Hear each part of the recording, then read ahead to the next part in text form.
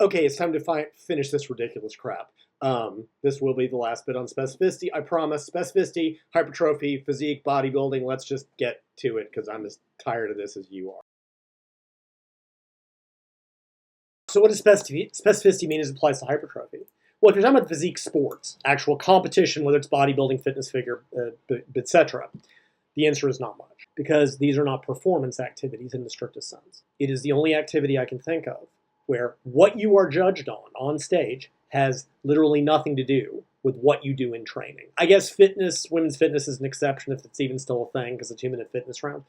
But beyond that, you are not judged on anything that you actually do in training. And some fucking peddler will be, what about posing, Lyle? Yes, fine, the last 6 weeks you have to practice posing, but y'all know what I mean. It is an exception to all of this. And even if you're talking about what my buddy Daniel Peckett calls physique enthusiasts, people that just want to be jacked, the grand majority of what I talked about in terms of specificity is not relevant to the training.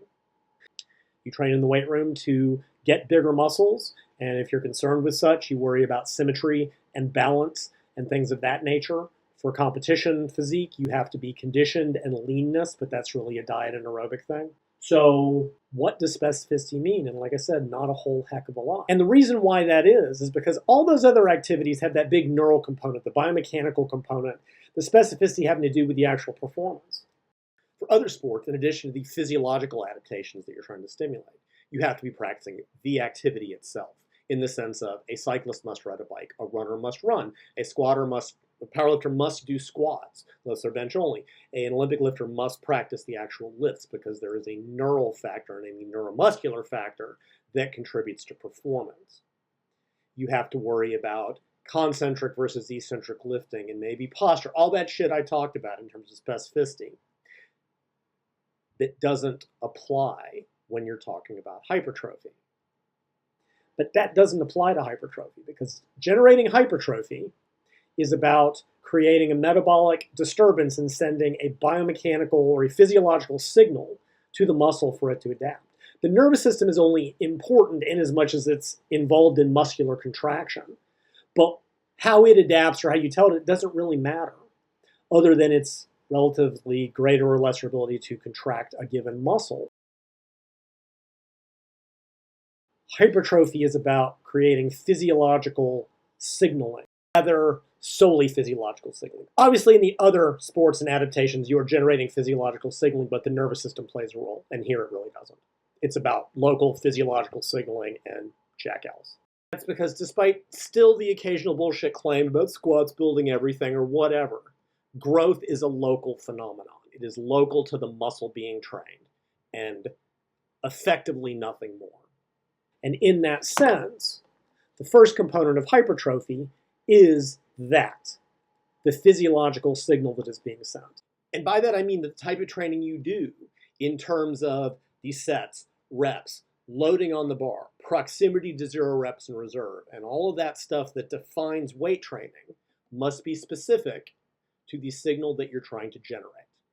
Make no mistake, this is fundamentally not that much different than in other sports like cycling or running or what have you. The difference simply being that it is specific to hypertrophy without all of the neuromuscular patterning that needs to get done as well. Now, as I've mentioned, we have 2 types of hypertrophy, which are myofibrillar, increases in the actual muscle fiber size, and sarcoplasmic, which is everything else. The organelles, mitochondria, glycogen, fluid.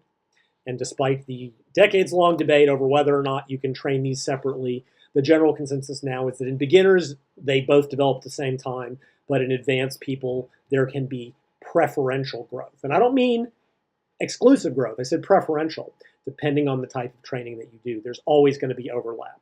It's a matter of what you're getting preferentially to grow. And the difference when it really gets down to it has to do with whether or not you're predominantly stressing the tensile part of the muscle, the actual myofibrils, or the energetic part of the muscle, right? Remember what I said a million parts back? The system that adapts is the one that receives the physiological stress or disruption.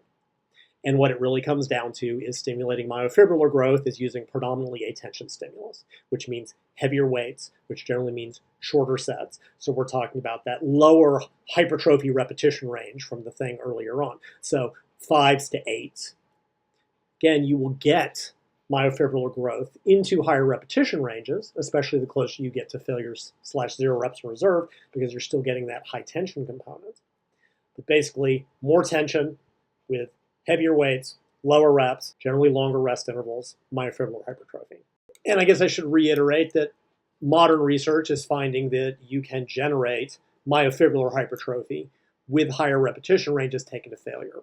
Because those last 4 or 5 repetitions to failure create the same sort of tension stimulus as doing heavy weights, not to failure, but within a certain range of reps in reserve. And I'd only mention in passing, from a specificity standpoint, there is limited research that you may get fiber type specific growth in that very high repetitions may get preferentially type 1 fibers, and the heavier work, real training, may get more type 2 fiber growth. But again, the data is extremely mixed on that. There's also the fact that no matter what you do, the potential growth of type 1 fibers just isn't that large. So trying to target them is probably not that useful, although if your only goal is size for the sake of size, then all size is size.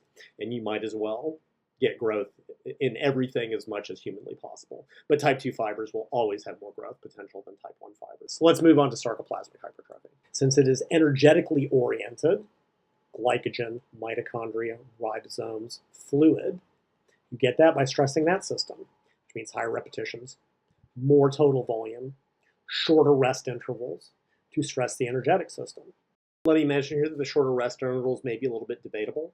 The high volume study that Cody Hahn, that Mike Israetel was involved with, where they worked up to 32 sets per week of piss-ass training, sets of 10 with 10-minute rest intervals, when they went back and reanalyzed that growth, such as it was sarcoplasmic. So basically it's a volume thing in terms of stressing energetic components, which is also probably why these high volume studies by Brad Schoenfeld are probably getting fluid shifts to begin with, because that's the system that piss-ass training is stressing.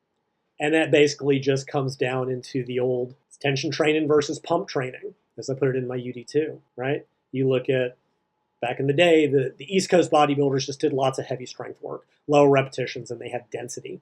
And all the West Coast bodybuilders like Arnold did a lot of pumping work, and they just looked puffy. Smart bodybuilders do both to make sure that they're optimizing both of those to some degree or another. And if you look at most intelligently set up bodybuilding systems, you usually see a combination of tension work and metabolic work or volume work, right? There's old systems, you go back in the day, the old bulking system, you could do 5x5 followed by, a bunch of sets of 8 or 10 on a short rest interval. My generic bulking routine uses sets of 6 to 8 on the primary exercise, 10 to 12 or 12 to 15 on the secondary exercise for each muscle group. You could include systems like dog crap or Borsch-Fagerli's Myoreps, which starts with a heavy activation set to get the tension, and then you do rest pause to get the volume. Scott Stevenson's Fortitude Training has one heavy day where you do muscle rounds with very heavy weights, and then you've got a pump day. I used to have this dumb bodybuilding book that I wish I lost. It was mainly just like anecdotal, empirical stuff in 21s, Nugo, Iger. But it had one old approach where you did a heavy set of 6 in an exercise and then went immediately and dropped to a set of 20. And even though the goal is a little bit different, of be as strong as you look, power building that makes its cycle every few years, combines, heavy 5s, and then followed up by pump bodybuilding work. If you're going to argue that success leaves clues, well, here you go. Every effective system in a century uses some combination of these two. Tension plus mechanical work or metabolic work. That's always been what's involved. That's always what will be involved. That's what stimulates growth. There's lots of different ways to do this. You can do both types of training in the same cycle as well as the same workout, right? My generic bulking routine, you combine heavy sets of 6 to 8 with sets of 10 to 12 in the same workout. You could do them as a heavy light system where you do all the heavy work on one day and lighter pump work on another day. That's very similar to what Scott Stevenson does. When people get strong, that's probably better because you can't handle 2 heavy workouts. You could probably do them sequentially where you did some number of weeks of, pump training to build the sarcoplasmic, give your joints a little bit of a break, and then transition into more traditional hypertrophy tension work.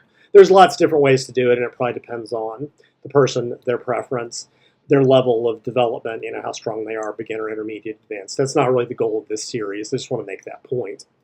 And even though I said that it's not a performance sport and the nervous system doesn't really matter, it is involved. And I did a video about why I think the occasional truly heavy strength cycle for hypertrophy can be beneficial by bumping up neural factors and your ability to lift heavier weights and create a greater tension stimulus down the road. So you can tack a few weeks of that on every once in a while.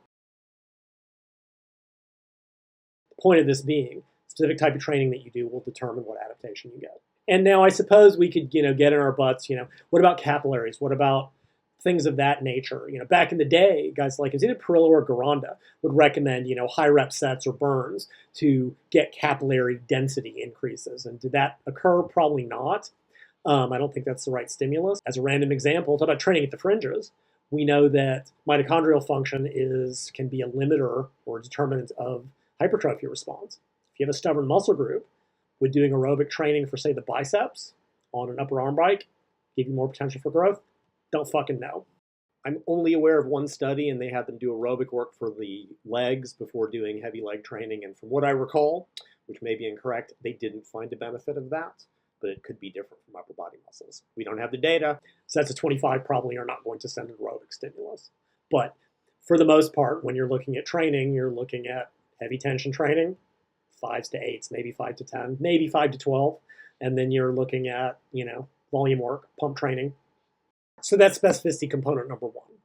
The type of training parameters you use in terms of load, repetition range, rest interval must be specific to the types of hypertrophy, myofibrillar or sarcoplasmic, or both, if you're trying to do both at the same time, that you're trying to develop, which ties in with component number two. The second and arguably more important component being that you must expose the target muscle to the stimulus described in number one.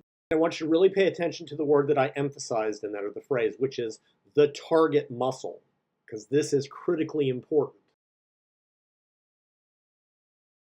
And that gets into exercise choice. Now, people will say, oh, you can generate hypertrophy with any exercise. And in a physiological sense, there is truth to that, so long as that given exercise can expose the target muscle for a given individual to the factors that make up number one. And this is and will be a whole separate video, because I got a lot to say about this, because everybody fucks it up. Number one, we know that growth is local. This idea that you got to squat to get big, to get a big everything is a bunch of bullshit. One of my absolute favorite bits of internet stupidity is people that will say in the same breath, one, you must squat to get big, and then two, what's with all these guys with big upper bodies and no legs? Without realizing that those two statements contradict one another. The simple fact is that the guys with the biggest chest and arms train chest and arms.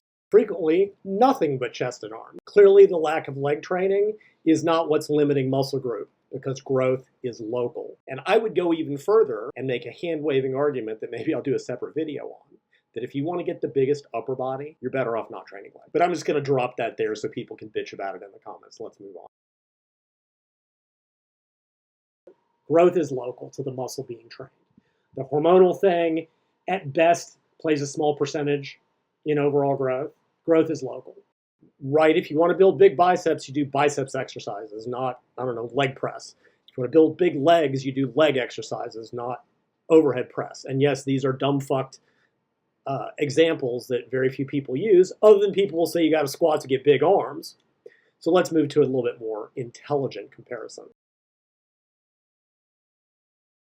What we're looking at when we choose exercises for hypertrophy is it needs to be an exercise that for a given individual allows them to generate the stimulus that turns on hypertrophy in the target muscle. And that's really the key component. But for example, let's say someone is trying to build their back and they're using a compound back exercise of whatever type, rows, pull downs, hammer high to low row, I don't give a shit, that involves the bicep. Well, if the goal is to take the back muscles to a certain level of tension, volume, fatigue, proximity to zero reps in reserve, all the stuff I talked about earlier to generate that response, and the biceps give out first, that has the consequence of meaning that the back may or may not be exposed to the physiological stimulus that is the goal, right? If you stop an exercise at 2 reps in reserve, you could do 2 more repetitions and then you would fail.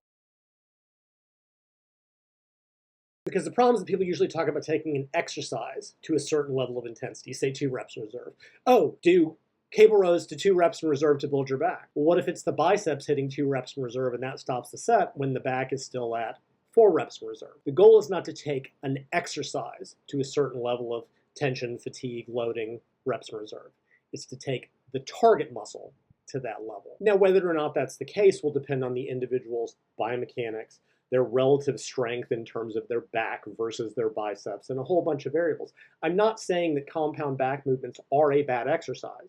I'm saying that for the individual for whom the biceps are what limit a back exercise, it will be a bad exercise for them in terms of generating the physiological stimulus to create hypertrophy in the back muscles. So from the standpoint of being specific to training that individual's back, that is a bad exercise. In that situation, a back exercise that takes the biceps out of the equation may be the better choice. So a reverse pec deck with scapular retraction, a shrug back.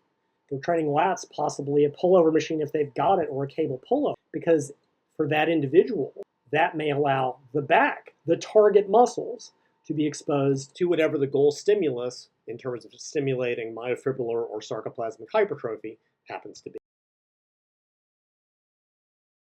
An incredibly common example is the back squat, often held up as the best exercise for quads. And if you're built biomechanically a certain way, by which I mean short femurs and the ability to stay very upright, that may very well be true. But if you have long femurs and a short torso, such that you squat very bent over, like trainee Sumi, squats are going to be a non-starter for quad growth because the low back or the upper back will always be what limits the exercise and will always, well, not always, but often enough be what gives out first. And it'll be a shit quad exercise for that person, in which case, as I did, other movements that take the low back out, a pendulum squat, a hack squat, a leg press, will be better choices because that exercise taken to a certain level of tension, fatigue, etc., far more likely to be taking the quads to that point of tension, fatigue, etc.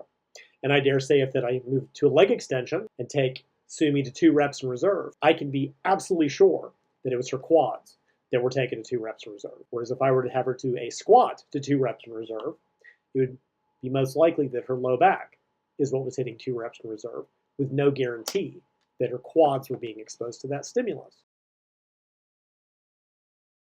And since people always mishear this, I'm not saying that squats are or are not a good exercise for legs. I'm not. I'm trying to make the point that it depends on individual biomechanics, relative strength. Squats were a good exercise for me because I'm short and have short legs. I could stay extremely upright and squat all the way down. For Sumi, who has very long femurs and squats very bent over, it will be a bad exercise for her. It will not be an exercise that is specific to training her quadriceps, even if it was specific to allow me to train my quadriceps. Understand? And if you look at people in the real world, good squatters are always built a certain way and always go, you must squat for big legs, because they don't understand that it's a good exercise for them. And people with long legs who are bent over squat for years and never get fucking shit out of it. But when you move them to a movement that takes the low back out, or the upper back, which is often a bigger issue in female trainees, suddenly they start getting growth because they can get the proper stimulus applied specifically to the target muscle, not to the exercise. And this is important because you will still see people go, the 10 best exercises for growth. And it's always the same bullshit: squat, bench, deadlift, bent over row, overhead press frequently, barbell. It's the same compound bullshit. The people who get growth out of those exercises are built well for doing those exercises. And the people who are not built well for those exercises will get jack shit out of the 10 best exercises. There are no best exercises for growth outside of it being specific to the individual in terms of allowing them to take the target muscle to the goal stimulus. And I'm going to keep beating this dead horse because it is so important and because so many people fuck it up. I think I can simplify this by saying that for a given individual, if anything other than the target muscle is what limits that exercise, it will be a bad exercise for the target muscle for that person. If stability, technique, and skill is what causes your bench press to stop at 2 reps in reserve, that means your pecs are probably not what's limiting you. If your low back causes squats to end at 2 reps in reserve, not that most of you have ever squatted that hard, it will be a bad quad exercise for that person. It could be muscular, it could be stabilization, it could be technical. If any factor other than the target muscle reaching the goal stimulus limits or stops the set for that exercise, it is a bad exercise for that person for training that target muscle. Again, this is a fundamental difference between pure hypertrophy training and performance training. If I'm trying to improve a powerlifter's squat, I need to take the squats to a certain level of intensity. If I'm trying to take training a bodybuilder and trying to grow their quads, I need to take the quadriceps to a certain level of intensity. Exercise is only as good or as bad as it allows me to do that for the quadriceps, for that specific individual. So some of the old farts may remember a statement, train movements, not muscles, which is kind of an anti-bodybuilding sentiment in the 70s. It was started out by strength coaches because they were training athletes and it was important to train not only time efficiently, but also train muscles so that they work together, because that's what happens in sports. But bodybuilders learned fairly early on that the goal is to train muscles, not movements. Because again, growth is local. The only thing that matters about a given exercise is that it lets you, the individual, take your target muscle to a certain level of stimulus. The movement doesn't matter outside of that. I think that's also a big part of the reason a lot of bodybuilders move to machines. Because if you're talking about one of the big compounds, back squat, bench press, deadlift, that is far more likely to be limited by something other than the target muscle. With back squats, you've got a skill component, the biomechanical component, the ability to push to 2 reps and reserve component, which I dare say most of you never have done. If you don't have that, squats are going to be a terrible exercise for you. Also, when people get very strong, it becomes very unsafe to do that, again, unless your skill is absolutely spot on. Whereas a hack squat, a pendulum squat, a leg press is going to be superior in the sense of taking out the skill, the balance component, the danger component, to let you train the muscles more effectively. Same thing with barbell bench press, where you have a huge skill component, stability component, the danger component if something goes wrong and you're not in a power rack or have a spotter. I can put you on machine chest press, a chest press, take all that out, and maybe actually get your pecs stimulated. You might still have a tricep issue, and I might have to start with an isolation movement, but you're hopefully getting the point.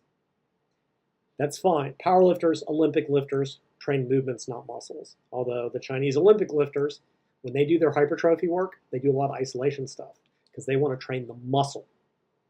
The movements get trained for the performance portion. And bodybuilders, physique enthusiasts, if the goal is muscle growth, period, that should be the goal. Fuck movements outside of its being good or bad to let you take the target muscle to where it needs to be. Focus on training muscles. You can go a step further than that, because people often confuse the terms muscle and muscle group. With many muscles, quadriceps, hamstrings, back, what we refer to as the back muscle or the quads is actually multiple muscle groups. Quadriceps, quad 4, vastus lateralis, vastus medialis, vastus intermedius, and rectus femoris.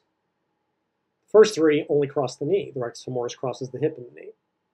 And research has clearly shown that leg press and squats hit vastus lateralis, vastus medialis, and it never seems to be measured, and presumably vastus intermedius.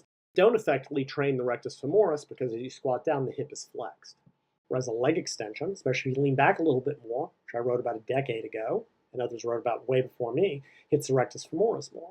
Along with hitting the other 3 parts of the quadriceps muscle, because anything where you're bending and extending the knee will train those, because they only cross the one joint. There is no hamstrings muscle. There is a hamstrings muscle group composed of the semimembranosus, the semitendinosus, and the biceps femoris, short head, and long head. The short head only crosses the knee, and the other 3 cross both the hip and the knee, which means that biceps femoris short head can only be hit by a knee flexion exercise like a leg curl, whereas the other 3, in that they cross the hip and the knee, will get hit by either a hip extension movement or a knee flexion leg curl movement, which is why things like you get a slightly better growth response from doing a seated leg curl than a lying leg curl. But again, that's because you've got a little bit more flexion at the hip and those muscles are a little bit more on stretch. Biceps is made up of 2 muscles, biceps, long head, brachii, short head, long head. You also got the brachialis. Triceps, long head, medial head, short head. Medial and short head only cross the elbow. Any elbow extension exercise will hit those. Tricep long head also crosses the shoulder, doing that movement in shoulder flexion by putting more stretch on it, like the long head. The back is incredibly complex, consisting of the lats, which have multiple lines of pull, as I'll talk about, the traps, which actually is a big diamond-shaped muscle, which has at least 3 and sometimes 4 segments, depending on who you listen to, rhomboids major and minor, teres major and minor, with the individual muscles often having very different lines of pull and different functions, which means that to one degree or another, they can be hit by different exercises in a more specific way. I mean, delts, which we consider the deltoid group, are 3 different heads with extremely different functions. If you're looking at the primary function of each head, the anterior head of the deltoid is involved in the front raised movement, shoulder flexion in that plane. The medial deltoid is involved in humeral abduction, and then the rear deltoid might as well be a pulling muscle. I usually put it on back day or with back training for that reason, since it's arguably more involved in that movement pattern than anything related to what the anterior deltoid or medial deltoid do. So saying an exercise trains the delts is a meaningless statement. You can very much select exercises that will train anterior deltoid versus medial deltoid versus posterior deltoid very significantly. And yet when people say, overhead press is best for the delts, delts are not a muscle. They are a muscle group. And this is an important distinction when you're talking about exercise selection. And even if you are talking about single muscles, those often have segments of that individual muscle that have distinct lines of pull. So for example, the pecs are fan-shaped with fibers running horizontally and at an angle up and down. And choice of movement pattern, those arrows show like different crossover variations. Low to high, flat, high to low, can target those different portions of the pec to one degree or another.